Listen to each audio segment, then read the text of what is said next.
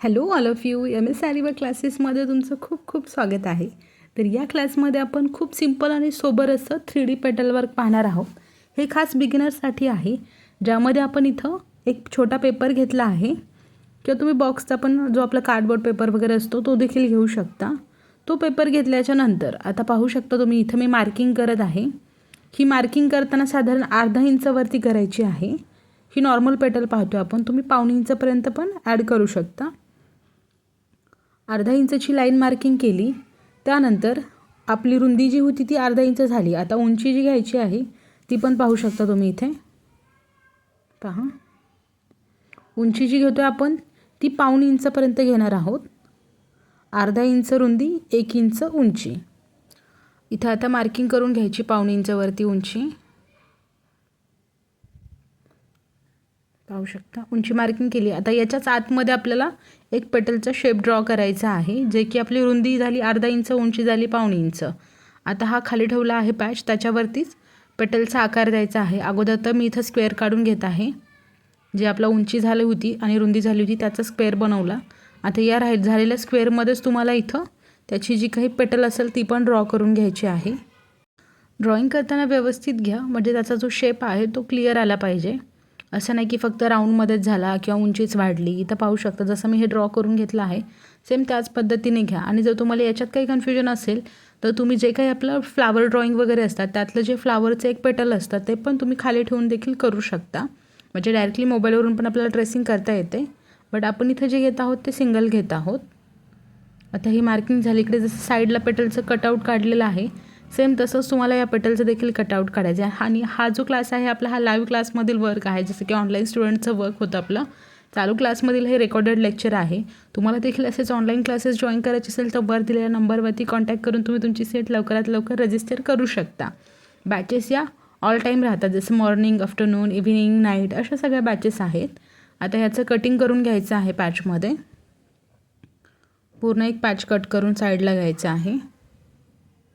पाहू शकता patch cutting करून झाला आहे. त्यानंतर हेच कटआउट खाली ठेवून असं एक पेटल ड्रॉ करायची आहे पेन्सिलनं.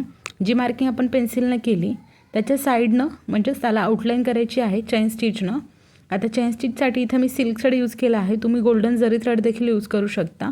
आणि स्टिचेस खूप जवळ घ्यायचे आहेत. जेवढं जवळ जमेल किंवा तुम्हाला पॉसिबल होतं आहे तेवढे जवळ टाके घ्या. सिल्कचे घेऊ शकता किंवा नॉर्मल जो आपला गोल्डन जरीचा धागा असतो त्याने देखील घेतले तरी चालतील. पूर्ण पेटलला कवर करायचं आहे. आता चेन करताना तुम्हाला निडल कुठली यूज करायची, थ्रेडवर्कसाठी कोणती, बीड्स वर्कसाठी कोणती, असे सगळे काही क्वेश्चन असतील तर नक्कीच कमेंट करा. त्यावरती देखील आपण नेक्स्ट टाईम व्हिडिओ पाहूच. आता इथं पूर्ण आउटलाईन झाली. त्यानंतर शेवटी नॉट द्यायची सिल्क थ्रेडला नॉट दिल्यानंतर खालचा धागा हा पूर्ण असा कट करून घ्यायचा आहे सिल्कवाला. आता इथं पाहताय तुम्ही ही जी पेटल आहे त्याच्याबरोबर अर्ध्यामध्ये म्हणजेच मध्यभागी एक लाईन मार्किंग केली आहे. जी लाईन मार्किंग केली तिथं साध्या सुईमध्ये सिल्कचा 4 पदरी धागा तुम्ही लावून घ्या. मेन सिल्कचा धागा घ्यायचा आहे. परत एकदा सांगते, इथं माझा डोलीचा लावलेला होता ऑलरेडी निडलमध्ये, म्हणून तुम्हाला मी हा दाखवते. बट तुम्हाला घेताना सिल्कचा धागा घ्यायचा आहे. तुम्ही याच्यामध्ये पण करू शकता, पण ब्लाऊजवर करताय तर शक्यतो सिल्कमध्ये ट्राय करा. एका साईडनं धागा वर आला, दुसऱ्या बाजून निडल खाली गेली. परत जिथून धागा स्टार्टिंगला वर आला होता तिथंच निडल वर काढायची आणि परत या साईडला स्टिच करायचे. हे असं कंटिन्यू करायचं आहे. इथं पाहू शकता निडल वर आली, धागा पूर्ण ओढून घेतला, चेक करा. आता परत पुढच्या साईडला निडल खाली टाकायची. असं तुम्हाला 2 ते 3 वेळा करायचं आहे. आता हे सेकंड टाईम पण निडल खाली जात आहे, गेली, चेक करा. 2 वेळा घेतला आहे आपण. आता हे आडवे स्टिचेस झाले. परत थर्ड टाईम अजून एकदा घ्यायचं आहे. 3 वेळा स्टिच घ्यायचे आहेत. तुम्ही इथं व्हाईट कलरच्या पायपिंग नॉटचा देखील यूज करू शकता. जर तुमच्याकडे नॉट नसेल किंवा आपली पेटल खूप छोटी आहे, शक्यतो तर पेटल छोटी असेल तर नॉटचा यूज करायचा नाही. हे झाले आडवे स्टिचेस. त्यानंतर आता सरळ स्टिचेस घ्यायचे आहेत, जेणे की आपली पूर्ण पेटल कवर करायची. तर बरोबर सेंटरमधून सुरुवात करायची. धागा वर आला आहे, पुढच्या साईडनं खाली टाकायचा स्ट्रेट असा, खाली गेला. परत सेम आता हेच करायचं आहे. एका साईडनं वर येणार, परत खाली जाणार, असं करत ही सरळ अशी पेटल पूर्ण कवर करून घ्यायची.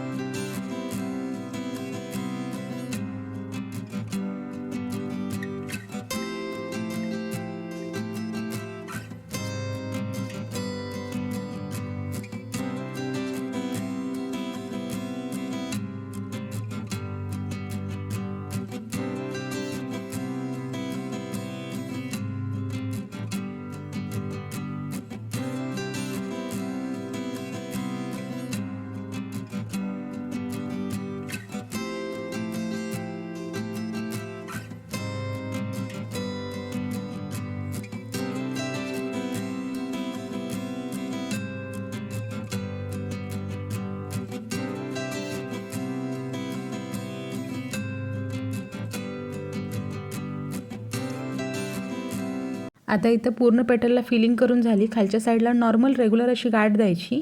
त्यानंतर परत सिल्कचा ग्रीन कलरचाच थ्रेड घेतला आहे. जर तुम्ही सुरुवातीला गोल्डन यूज केला असेल तर शेवटी पण गोल्डनच यूज करा. आणि परत याच थ्रेडनं परत एकदा चेन स्टिच घ्यायची, म्हणजे डबल चेन इथं कंप्लीट होते. कारण आपल्याला हा पॅच नंतर कटिंग पण करून घ्यायचा आहे. त्यासाठी इथं डबल चेन करून घ्यायची. डबल चेन करताना स्टिचेस होतील तेवढे जवळ घ्या आणि अशाच पद्धतीने आपली ही पेटल्स कंप्लीट होणार आहे. अशा पेटल तुम्हाला फ्लावर करायचा आहे. त्यासाठी कमीत कमी 10 ते 15 पेटल्स लागतात. जास्तही लागतात काही वेळेला, पण आपण हा सपोज 2 राऊंड करतो आहे तर त्यासाठी तुम्हाला 10 ते 15 लागतील. आणि जर मोठा फ्लावर करायचा असेल 5Dमध्ये तर तुम्हाला त्यापेक्षाही कधी आपल्याला 30, 35, 40 अशा पण लागू शकतात. तर हे पेटल इथं कंप्लीट झाले. व्हिडिओ कसा वाटला लाईक, शेअर, कमेंट करायला विसरू नका. Bye all of you. आणि